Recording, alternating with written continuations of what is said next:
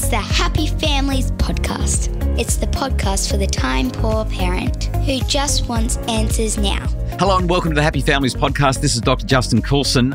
So excited for a Tuesday where I get to answer your questions every Tuesday. Right here on the pod, answering your questions about what it's going to take to make your family happier, to deal with the issues in raising kids. If you have a question and you'd like to submit it, go to happyfamilies.com.au, click on the podcast link, and then push the record button. It's that simple. Oh, and we're starting to run out of questions, so now's a good time to jump in because I can answer your questions really soon. Happyfamilies.com.au, click on the podcast link and push the record button, just like Bridget did. Hello, Bridget here from Victoria. I'm a mum of two. My oldest son is 5, turning 6 soon. We are having difficulties with his competitiveness. He's always been very competitive. And he has to be the winner. If he's not the winner, then we get a meltdown. We always gently remind him before we go for a play date or we do any activities that it's not a competition, we're here to enjoy it, but he just can't seem to help himself turn it into a competition. And then if it doesn't go his way, he gets really upset. It really just detracts from him enjoying his activities with his friends and just enjoying things for what they are. So we're hoping to get some advice. Thanks. Yeah, this is the classic. I'm taking my bat and ball, I'm going home, toys out of the cot, having a dummy spit because things aren't going my way. Really standard behavior. It's like, I'm faster than you. I'm better than you. I'm smarter than you. What did you get? Oh, I got this. Really, I don't know how to say it other than it's the kind of behavior that you'd expect in boys aged between about 6 and 12. I mean, competition, being competitive, taking on somebody else, having conflict, it's inevitable. It's part of being a mammal. We do a lot of comparing. We do a lot of competing. We do a lot of conflicting. And as we do that, what it does is it sharpens us. It strengthens us. It makes us better if we let it, if we allow the competition to refine us. It's part of a combination of what I would call superpowers that have made humans the apex species on the planet. But competition and conflict need to work in harmony with this other superpower that we have, and that is cooperation. Unfortunately, little boys aged between 6 and 10 are not that interested in cooperating when there's some ego on the line. This is totally developmentally appropriate. There's something about this age in particular. I think it's where thinking is really concrete. It's all about what's going through my mind right now and how I'm going to look and how I can build my identity around my competence and my capability. Up to about the age of 12, just so competitive. I remember when I was a kid, I grew up with two brothers, Ben and Jay. They were two of my very best friends. And you've never seen, this wasn't just competition. This was peak competition, absolutely as hardcore as it gets.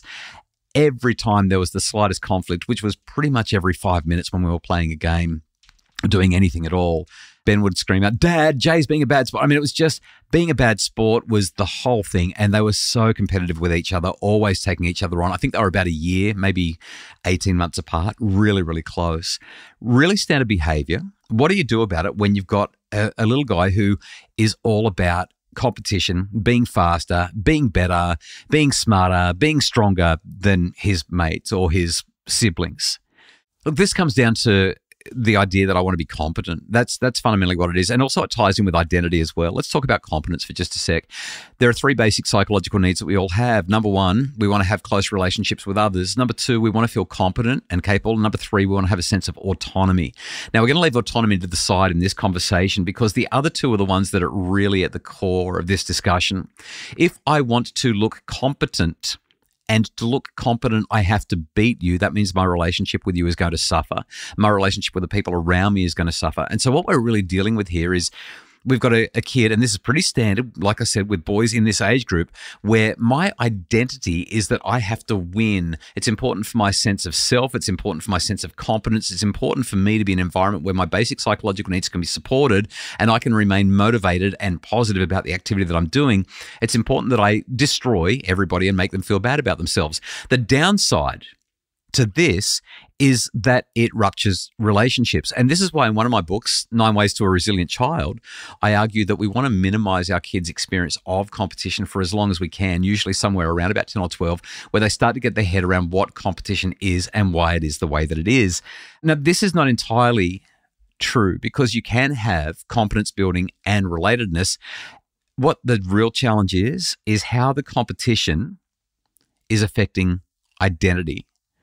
And this can either be a built-in flaw or a built-in feature. It depends on what we do as parents here. If we've got kids who feel like competition is an opportunity for them to build identity as a winner, then they will enjoy competition wherever they can win, and they will hate competition when they can't win. And they will see all of their friends and fellow competitors or dad or a sibling or whoever, they will see them as an adversary that needs to be destroyed. The only way I can feel good is to make you feel bad. Now, that's not the thinking that's going through their heads, but that's the ultimate outcome.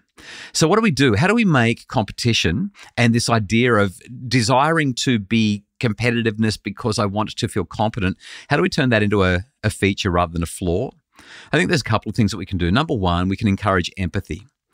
How do we do that when we've got a kid that's hell-bent on winning because that's how they prove to themselves that they're capable and competent and they're a winner? Like that's their identity. That's what they're pushing for.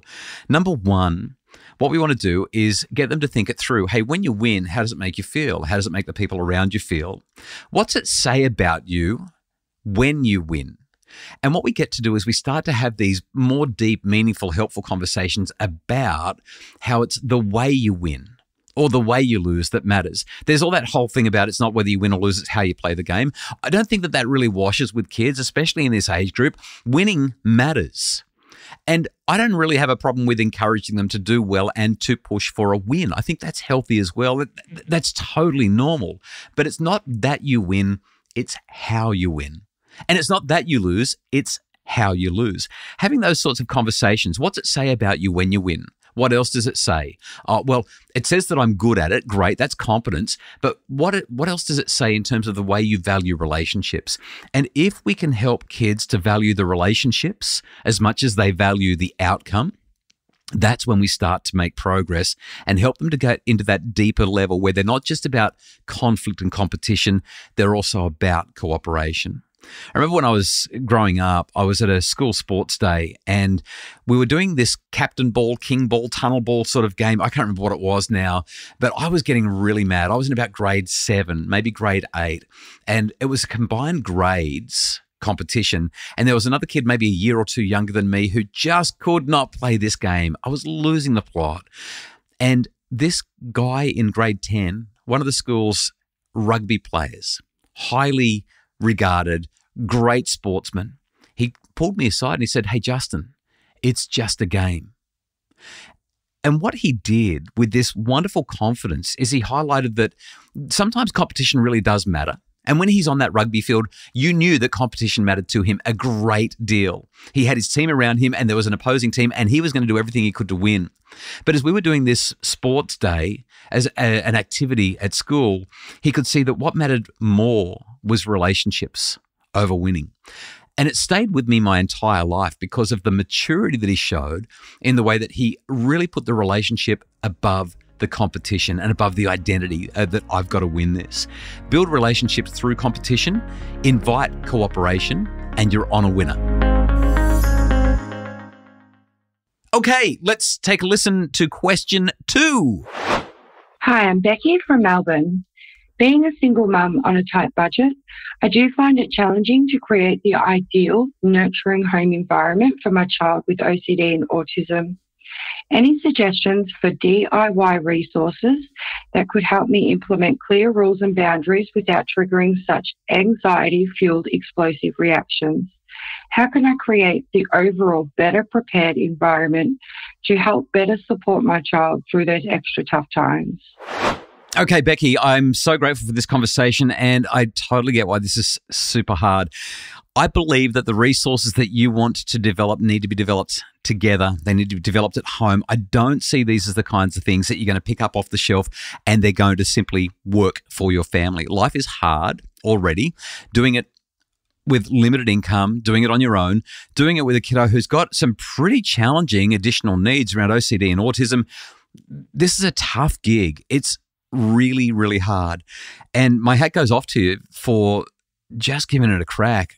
Here's what I would be doing. I would not be overloading my child at all. Rather, I'd sit down and pull out some treats and say, hey, lately our mornings have been a bit messy. How are you feeling about mornings? Are you feeling what I'm feeling? Just make sure that you're on the same page. You've got some level of alignment.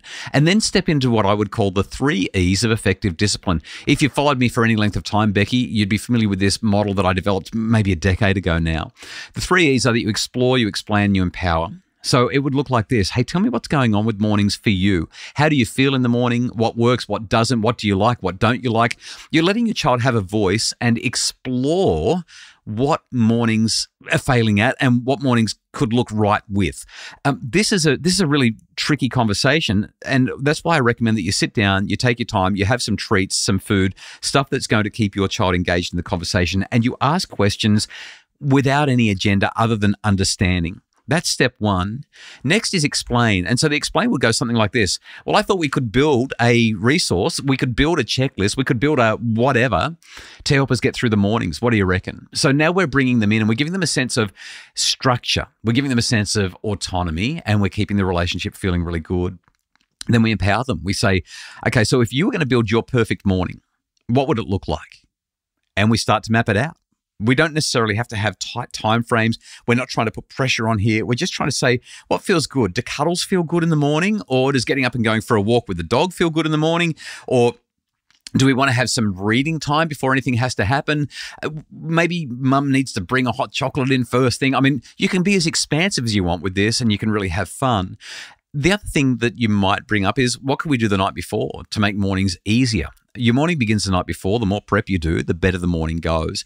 This conversation has the elements of explore, explain, and empower, and it helps your child feel like they've got a voice. They get to listen to their voice as much as any other voice, and it's really profoundly valuable.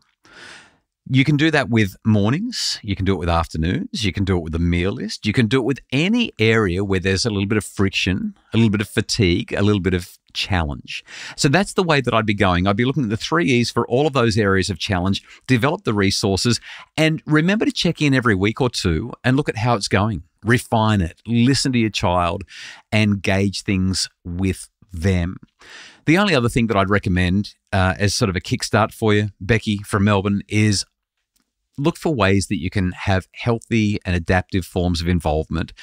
Sometimes having the music cranked and doing the dishes together, going out in the backyard and pulling weeds together, doing the things that are going to work well for you to be involved together makes a difference. Maybe part of the routine is that you're reading together, or you listen to music together, or you're just doing that thing. You're playing that game that you both love. I'm looking for ways that you can be more involved, looking for ways that you can develop resources that your child has a voice in delivering and developing. And I think that that's going to be the best way forward. Is it going to be foolproof? No, nothing is with parenting, especially when you're dealing with kids who have additional needs, but that should get you started. Thank you so much for your questions. If you have questions, I answer them every Tuesday. You can go to happyfamilies.com.au, click on the podcast link, and then push the record button. It is that easy. You can do it just like Bridget and Becky from Melbourne.